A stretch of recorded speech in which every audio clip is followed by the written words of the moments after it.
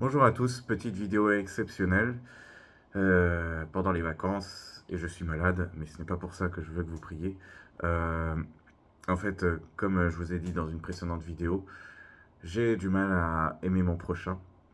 En ce moment, je veux dire, Dieu m'invite à regarder beaucoup les évangélisations, mais ça fait déjà 2 ans que je regarde des personnes évangélisées dans la rue parce que je suis impressionné par leur zèle. Je, Je trouve que c'est en accord avec la parole de Dieu d'aller faire connaître l'évangile à toutes les personnes qui ne le connaissent pas ou qui en ont une vision tronquée, une vision complètement biaisée. Donc, pour cela, il faut aimer son prochain.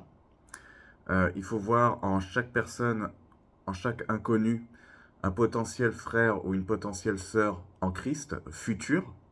Voilà, un potentiel futur frère ou sœur en Christ. Et, et ça j'ai du mal à l'avoir. Je le vois constamment. Là, par exemple, je suis en vacances. Du coup, je sais pas quand vous verrez cette vidéo, mais ça ne se posera plus comme question. Bref, je vois des gens, des touristes, des personnes, quand on se croise dans l'escalier, l'escalier est petit. Je suis pressé de monter en haut. Et puis, comme par hasard, il y a des personnes qui descendent.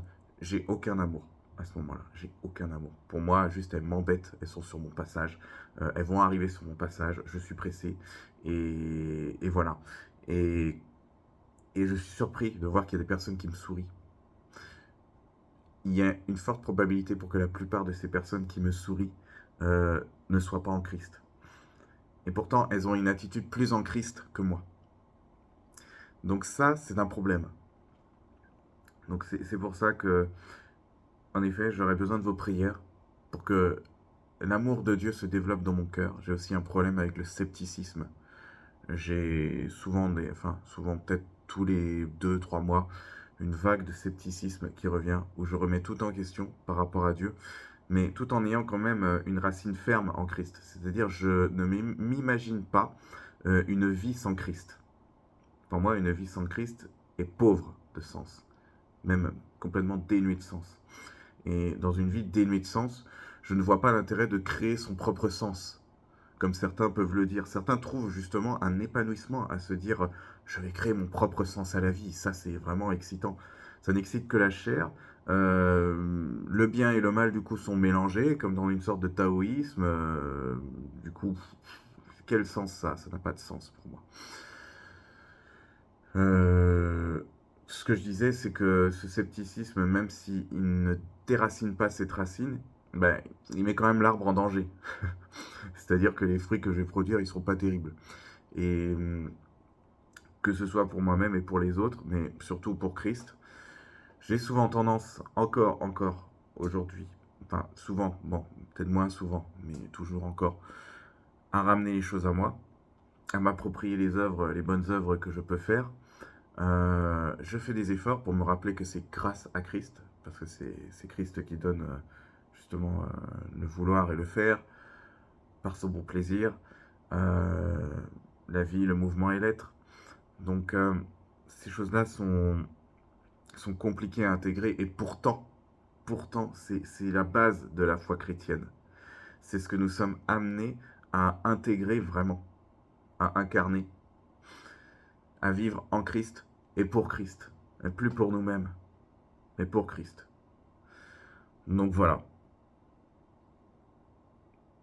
Si Dieu m'amène à évangéliser, alors ce sera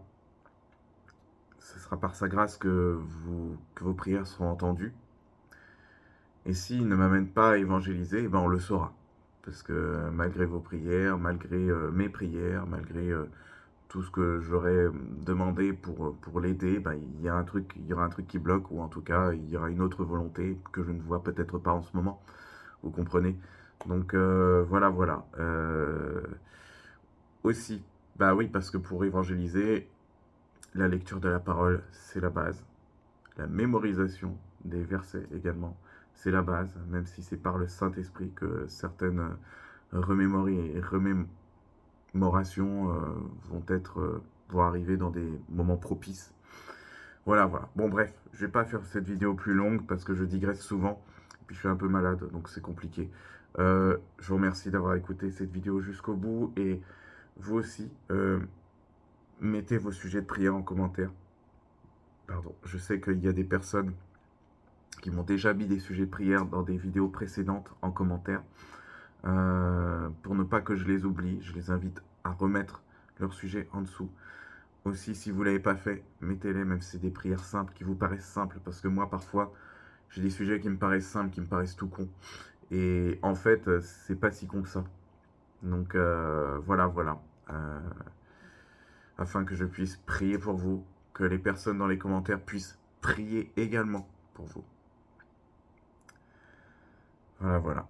J'espère que c'est dans la volonté du Saint-Esprit ce que je viens de faire, cette vidéo, qu'il n'y a rien d'orgueilleux. Il y en a sûrement un peu, malheureusement. Et voilà. Et ben, je vous remercie de m'avoir écouté jusqu'au bout. Soyez tous bénis dans le nom de Jésus-Christ.